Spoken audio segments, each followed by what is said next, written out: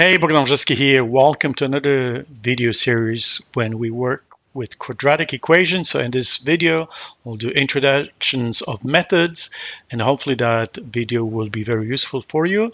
And then we dive into more complicated questions right after that.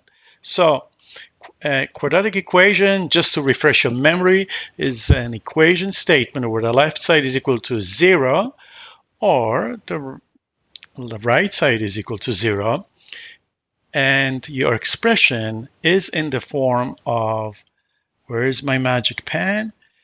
Ax squared plus bx plus c, standard form, where important information that coefficient a, the leading coefficient a, is not equal to 0. If it's equal to 0, then we don't have a quadratic trinomial or quadratic expression to begin with. So in this example, we'll walk you through methods of solving this particular equations, and you will learn 3 different methods, or you get refreshment on how to implement 3 different methods so that your confidence in mathematics will grow. So let's dive into the first method. The first method is factorization method. So when possible, we always factor, but it has to be kind of quick. If that doesn't work, we then have another tool in our toolbox.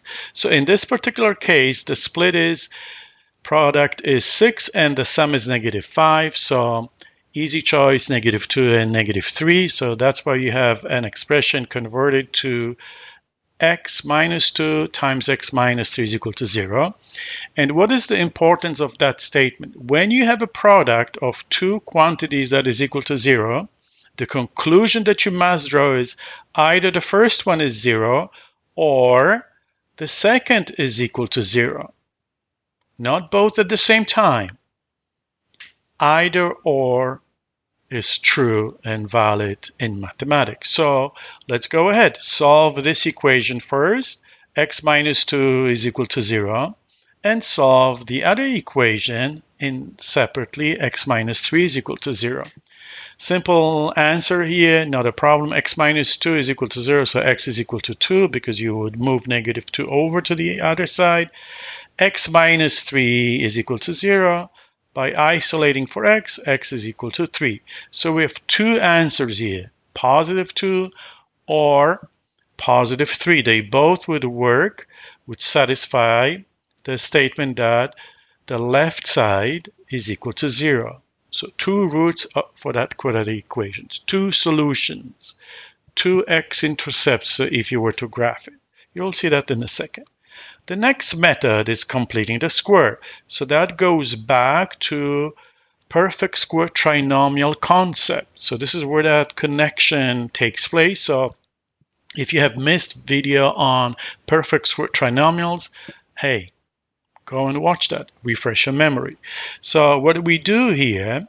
We identify the trinomial. The middle term is -5, so we divide that by 2, speaking in the language of perfect square trinomial method of shrinking it to a binomial squared.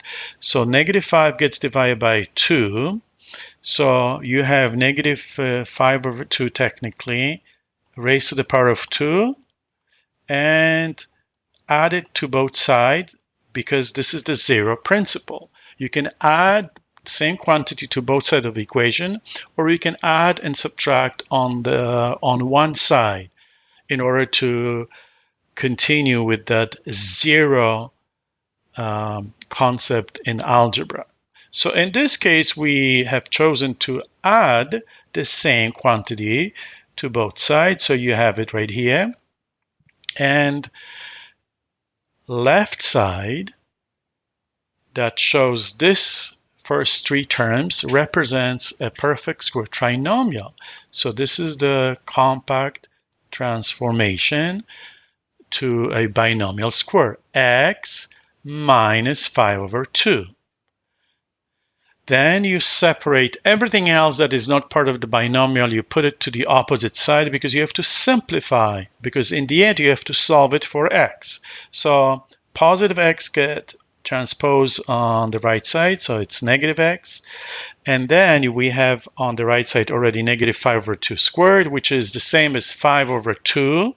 squared because negative number to the power of 2 or positive number to the power of 2 gives you the same result. So x minus 5 over 2 squared stays. Then you calculate 5 squared is 25 over 4 minus 6. So 24 over 4 represents 6, right? So common denominator 4. Therefore, you have 25 minus 24 over 4. So this simplifies into 1 over 4. And the left side is x minus 5 over 2 squared. Now, since we have to solve for x, we have to get rid of that exponent. So in this step, you would put square root left side and square root the right side. And then the answer on the right side is plus or minus 1 over 2. Because square root from 1 over 4, if you're thinking of 1 over 4 square root, the answer is plus or minus. This works for any other number. Square root 9, the answer is 3 or negative 3. Square root 49, 7 or negative 7. So this is why you see two possible answers that you have to account for. On the left side, you also would have two possibilities, but out of 4 of possibilities, you would just show that only 2 would be applicable because the other 2 would be redundant. So this is reduced to 2 cases. So now we have to solve it for x by adding 5 over 2 to both sides. And now at this stage, you have 2 possibilities that you have to consider. Half 1 over 2 add 5 over 2, or negative half plus 5 over 2. So there's 2 roots. When adding 1 over 2 plus 5 over 2, you get 6 over 2, which is 3. And when adding negative 1 over 2 plus 5 over 2, you get 4 over 2, which is positive 2. So bingo, we have the same roots, and we know they make sense because we did solve that by factoring, and we achieved the same results. So that's completing the square method. Quadratic formula is the best, most efficient method of solving any quadratic equations, whether it's a complicated, with fractions, no fractions, whatever. You can always use it to find solution if the solution exists. You will learn soon that sometimes quadratics have no real roots when you try to solve them because no real number would satisfy the statement. But when roots do exist, we solve by quadratic formula. First, you have to identify what is the coefficient A, B, and C, right? You can do that, bingo.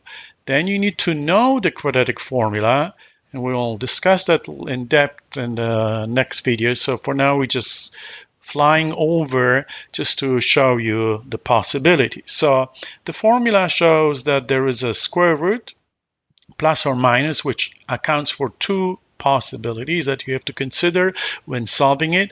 You use negative b coefficient, b squared minus 4ac inside of a square root. Everything is divided by 2a. So by substitution, knowing what b is, what c, and what a is equal to, we plug into the formula and we have to solve it. When solving it by using quadratic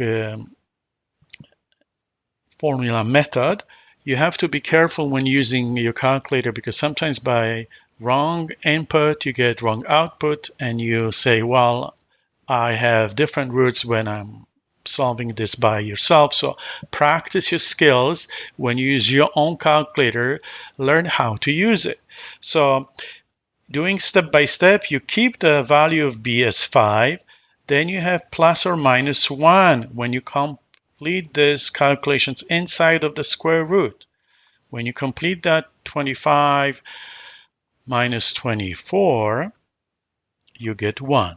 So 2 statements, 5 plus square root of 1 or 5 minus square root of 1. This is why you have 2 possible numbers that you have to show that they both exist. Calculate the first one. 6 over 2 is 3.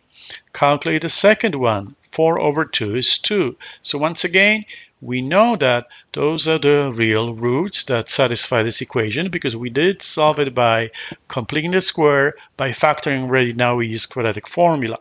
So graphical method is a method for you pretty much to verify. Every time you do solve a quadratic equation, I strongly suggest that you use a software of your choice.